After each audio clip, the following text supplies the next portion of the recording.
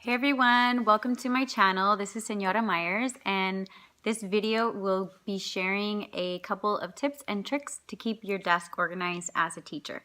So let's get started. As you can tell, I have a lot of papers just kind of strewn everywhere, and what I'm going to do is go ahead and walk you through step by step what I do when I feel like my desk is a mess and I'm feeling overwhelmed.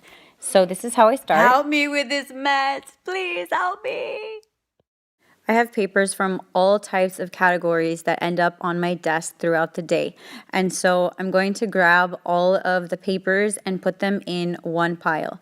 I know that this seems a little counterintuitive because you want to organize as you go, but what I've found for myself personally is that if I can just get everything in one big pile, it kind of helps me clear my head and get a good start.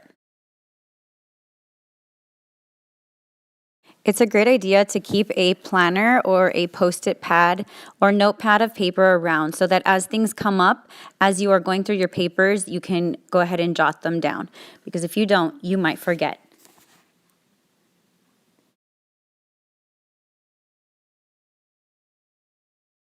This is just a side note, but if you have a lot of random things on your desk like trash and remotes and different things, go ahead and just put them all in one pile or in a basket and you can get to them later.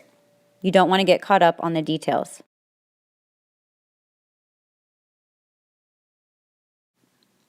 So I teach two different classes. So what I'm going to do now is separate between my Spanish 2 class and my AP Spanish Literature.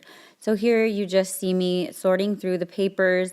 I have some worksheets that we've been doing in AP Spanish Literature, some of the copies of the current readings.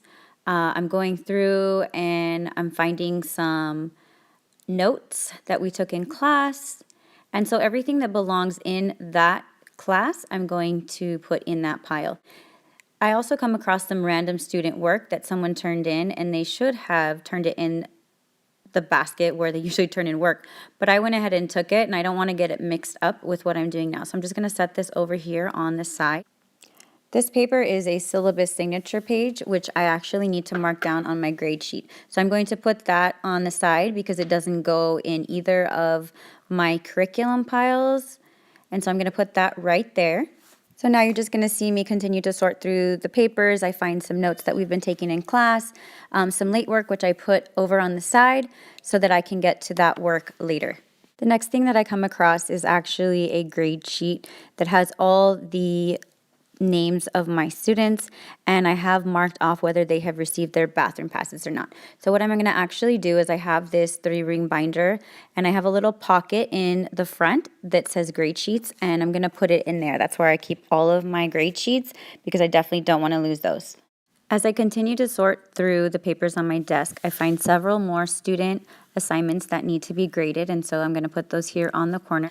As you can see, it's not perfect, it's not completely organized, but it's enough to clear my head and get started on a little bit more detailed cleaning. Once you have your main categories organized, what you want to do is figure out your system for filing them. So I have file folders here. I have one for Spanish 2 and one for AP Spanish Literature. Sure. However, what I found was that I was actually forgetting where I put my papers. So the strategy that I have been using is actually using a 3-ring binder.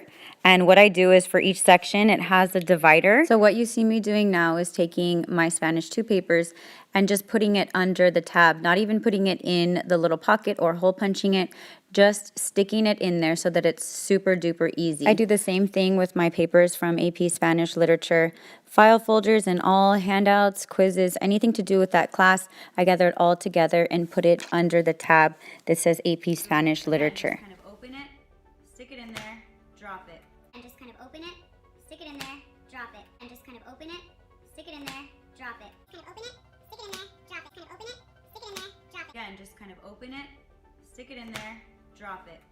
So just in case you didn't get that the first 5 times, open that beautiful 3-ring binder to the correct tab, grab the papers that are crowding your desk in one category, stick it in there, and drop it. This is a folder that I keep my Spanish 2 things, so I'm going to open it, stick it in there, and drop it right in this section. Now, this is a book that has answer keys for a quiz that I have coming up. So because I know that I'm going to be needing this, I'm going to go ahead and set this right here on my desk so that I can see it. And as I'm coming across all of these things, I need to mark it down in my planner on my list of things to do. So this reminded me that I need to make an answer key. And I also have these papers here that I need to grade. So I'm going to write those down on my list of things to do.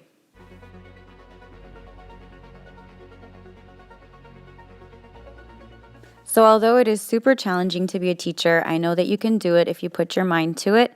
Use these simple strategies to help you stay organized throughout the school day.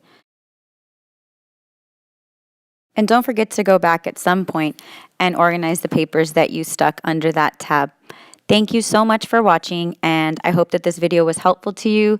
Please subscribe to my channel, like the video if you thought it was helpful, and I will see you in the next video. And if you have survived and watched this whole entire video, you deserve an ice cream. So go have an ice cream, relax, and then you can think about cleaning your desk later.